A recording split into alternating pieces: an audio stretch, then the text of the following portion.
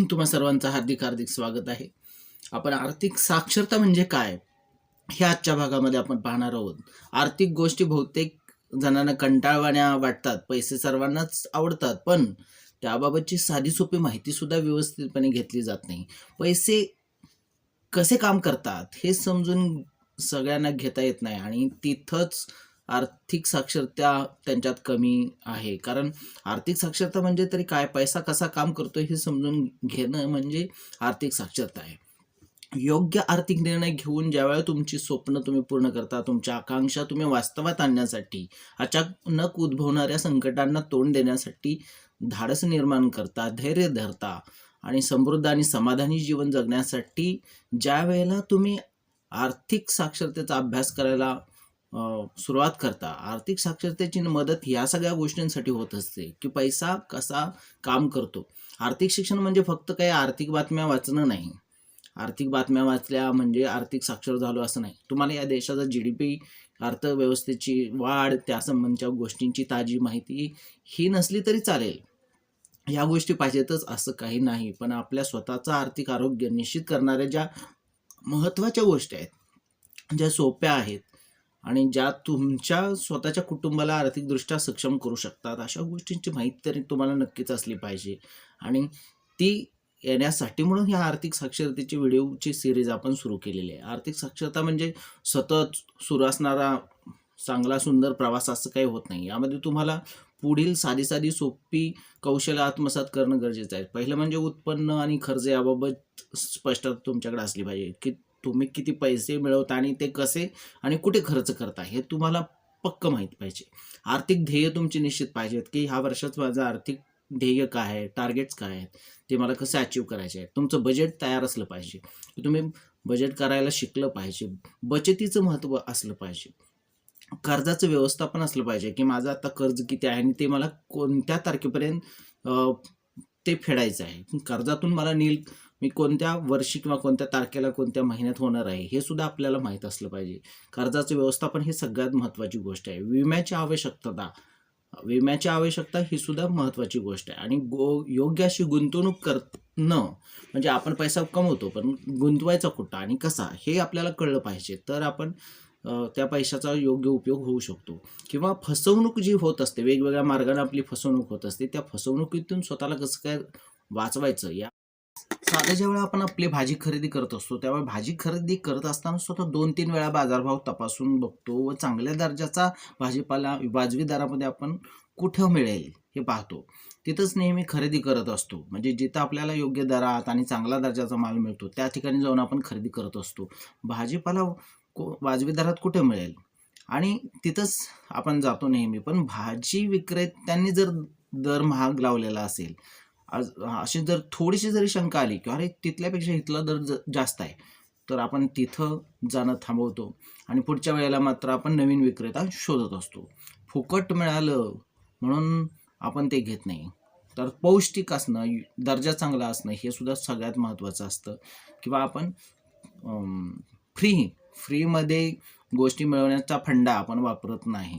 कढीपत्ता फुकट देणाऱ्या विक्रेत्याकडून काही जण जातात आणि सामान घ्यायला ह्याच्यावर हे फ्री आहे असं म्हणल्यानंतर तिथं जातात. पण जो आधीचा दिलेला माल असतो तो कमी दर्जाचा असतो. म्हणून लोकांचा जरी फ्रीमध्ये घेण्याचा कल असला, फुकट आणि पौष्टिक, तर इथं नेहमीच फसवणूक होण्याची शक्यता असते.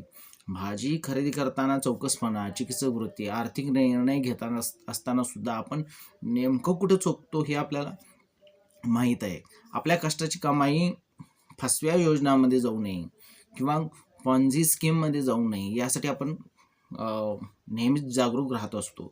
आपल्या मुलांचं शिक्षण असेल, निवृत्तीनंतर पैसे आपले कसे शिल्लक राहिले पाहिजेत याच्यासाठी सुद्धा आपण विचार करत असतो. पण ह्याचा जर आपण विचार केला नाही तर आपली आर्थिक साक्षरता, आपण आर्थिकदृष्ट्या साक्षर आहे असं होणार नाही. शेअर मार्केटमध्ये गुंतवणूक करत असताना सुद्धा कंपनीचा अभ्यास केला पाहिजे, शेअर मार्केटचा अभ्यास केला पाहिजे. आवश्यक असणाऱ्या गोष्टी सगळ्या आपल्याला माहीत पाहिजे. कुठल्या तरी कोणाची तरी टिप्स मिळाली त्याच्यावर भरोसा ठेवून जर तुम्ही 10,000 10,000 रुपये जर गुंतवायला लागला आणि तुमची अपेक्षा असेल की मला 10,000 पुढच्या लगेच ह्याच्यात मिळेल, ह्या 10,000वर 10,000 मिळतील, तर अशी अपेक्षा ठेवणं म्हणजे चुकीचं आहे. किंवा पैसे दुप्पट करणाऱ्या योजना काय असतात, किंवा लगेच छप्पर फाडके अल्पकाळात तुम्हाला परतावा देणाऱ्या 100% अशा योजना, या सगळ्या फसव्या योजना असतात. आणि याच्यामध्ये गुंतवणूक करणं म्हणजे अंधारात उडी मारण्यासारखं आहे. एका रात्री श्रीमंत होण्यासाठी न ऐकलेल्या किंवा व्यवसायाची माहिती न घेता सुद्धा नुसत्या दिखाव्याला भुलून आपण जर आपली मल्टी लेवल मार्केटिंगमध्ये केलेली जर गुंतवणूक असेल, किंवा आपण अशी गुंतवणूक करत असू जे दिखाव्याला भुलून आहे, फसवली गेलेलं आहे, पुरेसा विमा सुरक्षितता नाही, अशा ठिकाणी आपण गुंतवणूक केली तर काही उपयोग होणार नाही. आक्रमक अशा जाहिरातबाजीला बळी पडून भुलून जाऊन आपण जर वैयक्तिक कर्ज घेत राहिलो तरी सुद्धा मोठं नुकसान होऊ शकतं. त्यासाठी कोणाला तरी दाखवून देण्यासाठी म्हणून सुद्धा आपण गाडी घेतली, मोठं घर बांधलं, घरातलं मोठं मोठं महागडं फर्निचर आणलं किंवा इलेक्ट्रॉनिक वस्तू घेतल्या, हे केवळ बिनव्याजी मिळतंय म्हणून सुद्धा क्रेडिट कार्ड घेऊ नये. कारण त्यानंतर त्याच्या पाठीमागे जो खेळ आहे, त्याच्या पाठीमागचं की कार्ड वापरून वाढलेल्या कर्जाचा डोंगर आहे हे दिसत नाही. नंतर कर्जाचा डोंगर वाढत जातो आणि मग विनाकारण घेतलेली कर्ज आहे ही डोकेदुखी होत जाते. तर आपल्याला ह्या सगळ्या गोष्टी माहीत असायला हव्यात की आपण आर्थिक साक्षर व्हायचं म्हणजे नेमकं काय समजून घ्यायचं आहे आणि काय शिकायचं आहे. तुमचं आर्थिक ज्ञान आणि तुमच्या प्रगतीची दिशा, वेग आणि कालावधी ठरवत असतो.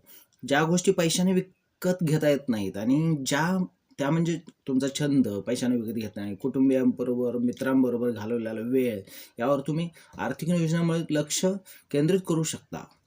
आर्थिक साक्षरतेमध्ये आपण मागं का राहतो? तर शाळा, कॉलेजमध्ये या विषयावर अजिबात काही शिकवलं जात नाही, काही मार्गदर्शन होत नाही.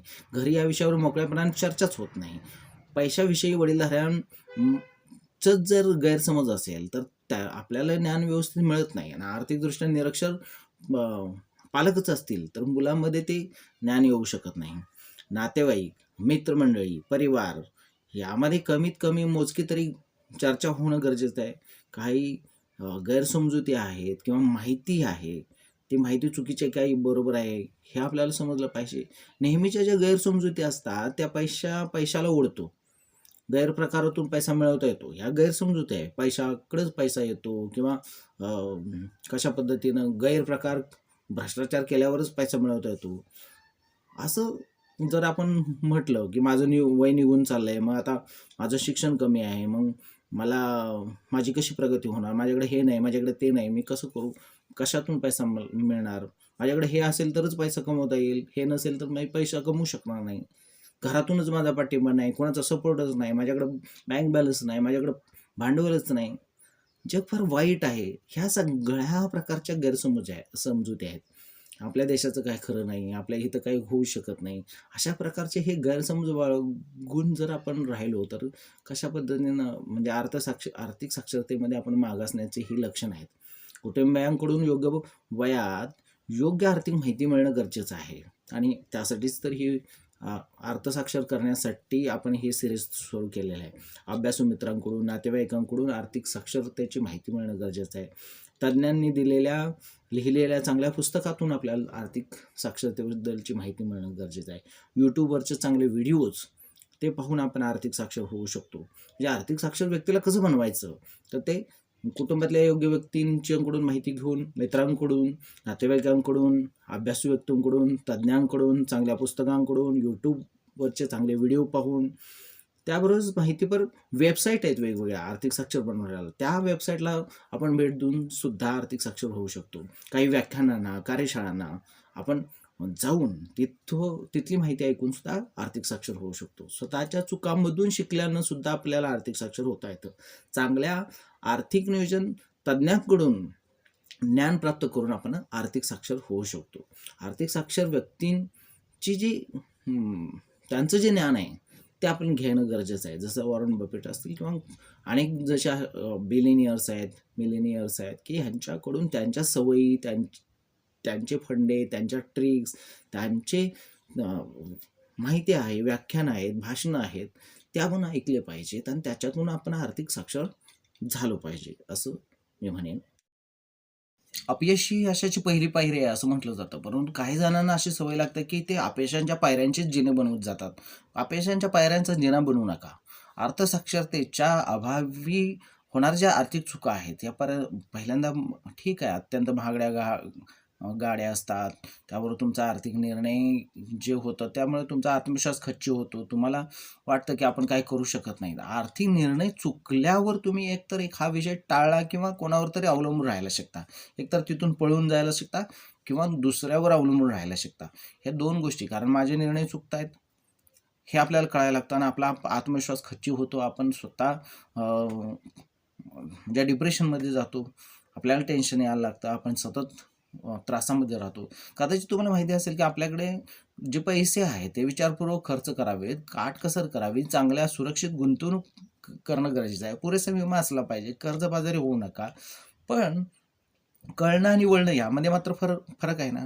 कळतं सगळ्यांनाच, फक्त वळण लागत नाही, की त्या पद्धतीनं आचरण होत नाही, वागणं होत नाही आणि त्यामुळं तुमच्या ज्या सवयी आहेत त्या पटकन बदलता येत नाहीत.